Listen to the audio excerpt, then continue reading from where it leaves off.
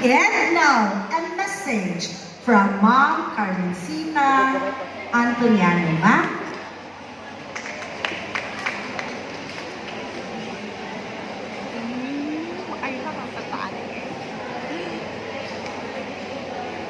The Division Superintendent, Ma'am J.K. Perman, the Assistant of the Superintendent, teachers, supervisors, principals, especially to my co-teachers in Southern Davao Elementary School.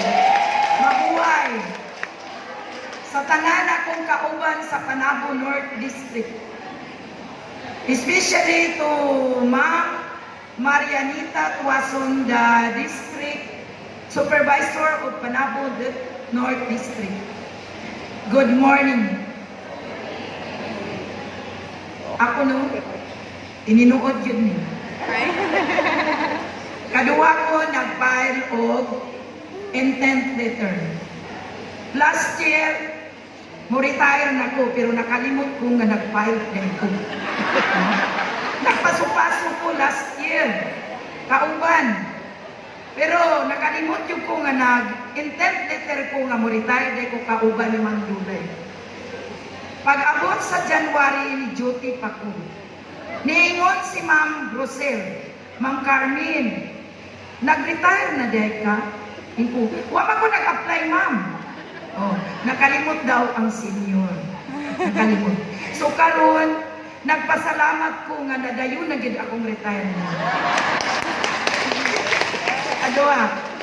So, dili man gyud ang tabi mo apil aning retirement kay abigo ninyo sa kamingaw ba? Kamingaw ninyong tanan. Mingaw kayo nga kauban sa imong dipid. Magtrabaho, kunya mo balik na ka nga mag-housekeeping na kasabalay. Mo nang dili ko gusto mo retire. Pero kay niabot naman yun ang panahon nga akong edad, dili na gyud pwede. So, nagpasalamat ko dako nga nakaabot ko sa akong retirement, nga nag-edad ko og 62 years old. Oh. Pero akong paminaw no, murag dili pa ko 62 years old. Murag yun ko kanang, kuan pa ba, kanang ang atong una-una mura pagyang. Pero di na madala, niabot na yun nga senior. So mag-teachers day mo, dili na ko mo-appeal ninyo, dito na ko sa senior. Okay, nabilong naman yun ko sa senior, dito na ko. Daghan kaayong salamat na kong mga kauban nga maestra, nga nagsuportar na ko sa panahon nga nagtudlo ko. Labi na sa ako ang mga IT, sa Southern Davao Elementary School. Nagpasalamat ko nila og dako. Kay dili sila makapasa og report kung dili ko nila tabangan. Kay kabalo kaya mo no, ang senior bisan sa og tudlo, dili jud makabalo og computer. So, daghan kayong salamat kaninyong tanan nga nagkita ta karong adlaw. Na-miss gyud nako ang dipid. Sa tinuod lang, kapoy sa balay, daghang trabaho, mas maayo pa dito sa eskwelahan. Kay bisan sa kadaghang patlungon, malingaw ra ka.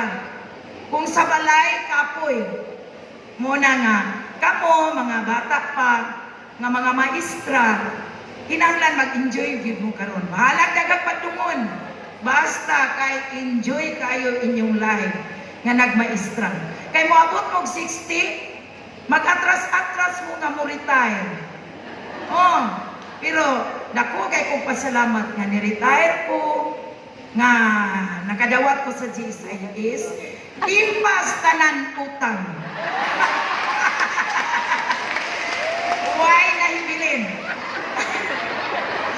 Lisod pagmaisla nga na ay mga loan, kapoy, mas maayo pa mo retire. Kay kada bulan, walay kuha sa kuo, walay kuha sa loan, buo yun ang imong sweldo. Munang kamo, kanang mga tigula nga mag-atras-atras kay mo-serve pa sila sa DepEd, pang-retire na mo, ihatag na sa mga batanon. Kay ma-enjoy pa na sa mga batanon. Ang mga tigulang ayaw na mo pag-ingon nga, 65 pa akong edad, madagma na. So, daghan kayong salamat na inyo ko ipa-retire karong adlaw. Maraming salamat.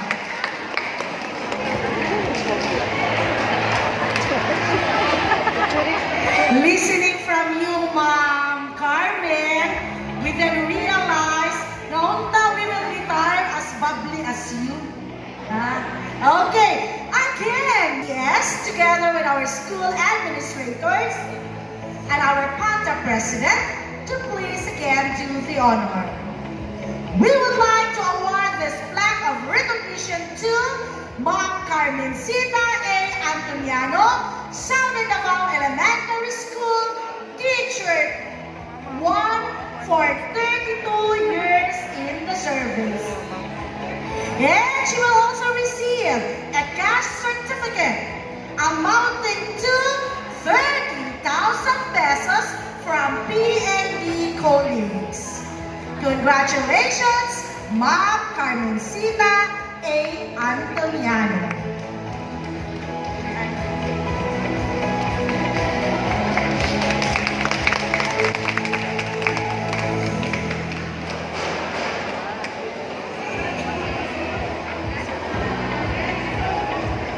Ayaw daw ako kabulak.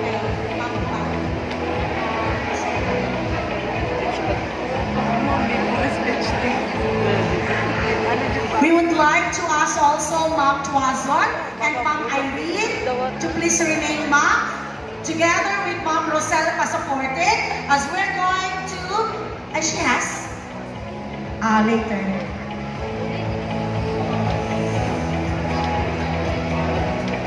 On the spotlight is our 32 years in the service, Ma'am